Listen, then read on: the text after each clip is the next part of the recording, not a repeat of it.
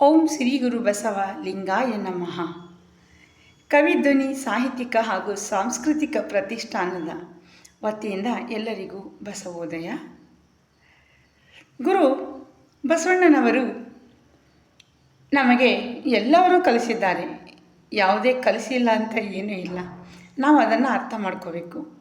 ಈಗ ಸಕಲ ಜೀವಾತ್ಮರಿಗೆ ಲೇಸ ಬಯಸೋಣ ಅಂತ ಒಂದು ಮಾತು ಬರುತ್ತೆ.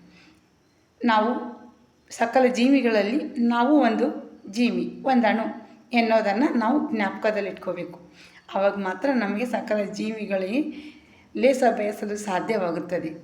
ಈ ಜಗತ್ತಿನಲ್ಲಿ ನಾವು ಕೂಡ ಬಾಳಿ ಬದುಕಲು ಬಂದಂಥವರು, ಅವರಂತೆ ನಾವು, ನಮ್ಮಂತೆ ಅವರು ಎನ್ನುವ ಭಾವನೆ ನಮ್ಮೊಂದಿಗೆ ಇದ್ದಾಗ ಮಾತ್ರ ನಮಗೆ ನಮ್ಮಂತೆಯೇ ಮತ್ತೊಬ್ಬರಿಗೆ ಗೌರವ ಕೊಡಲು ಕೂಡ ಸಾಧ್ಯವಾಗುತ್ತದೆ.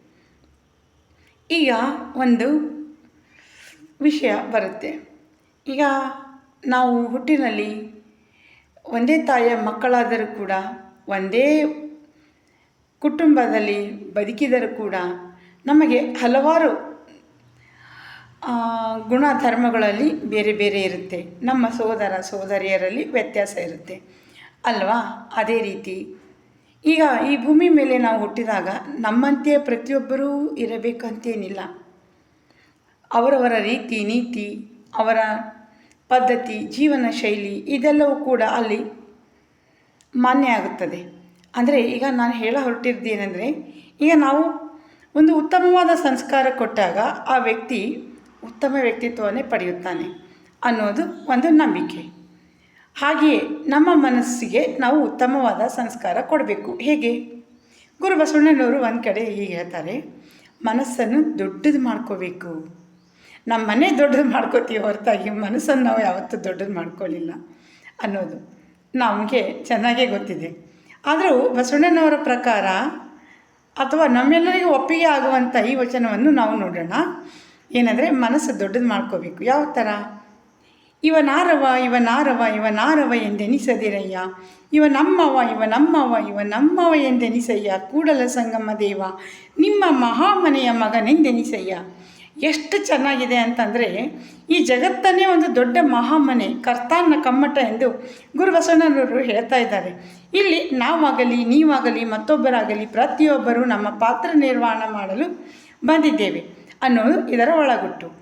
ಈಗ ನಾವು ಪ್ರತಿಯೊಂದರಲ್ಲಿ ಇವನ್ಯಾರು ಅಂತ ಯೋಚಿಸ್ತಾ ಕೂತ್ಕೊಂಡ್ರೆ ಆಗಲ್ಲ. ನಮ್ಮಂತೆ ಅವರು, ಅವರಂತೆ ನಾವು ಯಾಕೆ ವಿನಾಕಾರಣ ಎಲ್ಲವನ್ನು ಪ್ರಶ್ನಿಸಬೇಕು? ಪ್ರತಿಯೊಂದು ಈಗ ನಮ್ಮೊಂದಿಗೆ ಅವರು ಬರ್ತಾರೆ, ನಮ್ಮೊಂದಿಗೆ ಇದ್ದಾರೆ, ನಮ್ಮೊಂದಿಗೆ ಸ್ನೇಹ ಸಂಪರ್ಕದಲ್ಲಿ ಇರ್ತಾರೆ ಎನ್ನುವುದಾದರೆ ಒಂದು ಹೆಜ್ಜೆ ಮುಂದೆ ಹೋಗಿಬಿಟ್ಟು ಅವರ ಬಗ್ಗೆ ಕೂಲಂಕುಷವಾಗಿ ಯೋಚನೆ ಮಾಡೋದು ಬೇಡ. ಈ ವಿಶ್ವವೇ ನಮ್ಮ ಮನೆಯಾದಾಗ ಇಲ್ಲಿರುವ ಪ್ರತಿಯೊಬ್ಬರನ್ನು ನಾವು ಸೋದರತ್ವ ಭಾವದಿಂದ ಕಾಣೋಣ, ಒಂದು ಹೆಜ್ಜೆ ಮುಂದೆ ಇಡೋಣ, ಅವರನ್ನು ಒಪ್ಪಿಕೊಳ್ಳೋಣ, ಅವರ ಒಳ್ಳೆತನವನ್ನು ಅಪ್ಪಿಕೊಳ್ಳೋಣ ಎನ್ನುವುದು ಗುರು ಬಸವಣ್ಣನವರ ಮಾತಾಗಿದೆ. ಅದಕ್ಕೆ ಇಲ್ಲಿ ಜಾತಿ ಭೇದ, ವರ್ಣಭೇದ, ಲಿಂಗಭೇದ, ಆಮೇಲೆ ಸಾಮಾಜಿಕ ಸ್ತರ ವಿನ್ಯಾಸ, ಆಮೇಲೆ ವರ್ಗಭೇದ, ವರ್ಣಭೇದ ಇದೆಲ್ಲದರ ಗೊಡವೆ ನಮಗೆ ಬೇಡವೇ ಬೇಡ. ಅವರು ನಮ್ಮಂತೆ ಅವರು ಎನ್ನುವುದನ್ನು ನಾವು ಅರ್ಥ ಮಾಡ್ಕೋಬೇಕು ಎನ್ನುವುದೇ ಗುರು ಬಸವಣ್ಣನವರ ಮಾತಾಗಿದೆ. ಅದೇ ಕೂಡ ಪ್ರತಿಯೊಬ್ಬರು ಹೇಳೋದು. ನಾವು ಪ್ರತಿಯೊಂದರಲ್ಲೂ ಒಳ್ಳೆತನವನ್ನು ಕಂಡಾಗ ಈ ಜಗತ್ತಲ್ಲಿ ಒಳ್ಳೆಯದೇ ನಮಗೆ ಗೋಚರವಾಗುತ್ತದೆ. ಸ್ವಲ್ಪ ನಾವು ಪಾಸಿಟಿವಿಟಿಯಿಂದ ಯೋಚನೆ ಮಾಡೋದನ್ನು ಕಲಿಬೇಕು ಎನ್ನುವುದು ಈ ವಚನದ ಸಾರವಾಗಿದೆ. ಶರಣಾರ್ಥಿಗಳು ಹೀಗೆ ಮತ್ತೆ ಒಂದೊಂದು ವಚನಗಳಲ್ಲಿ ಒಂದಷ್ಟು ಒಂದೆರಡು ಮಾತುಗಳು ತಮ್ಮೊಂದಿಗೆ ಹಂಚಿಕೊಳ್ಳಲು ಹೀಗೆ ತಮ್ಮೊಂದಿಗೆ ಬರ್ತಾ ಇರ್ತೀನಿ. ತಮ್ಮ ಮನೆಯ ಮಗಳು ಕವಿತಾ.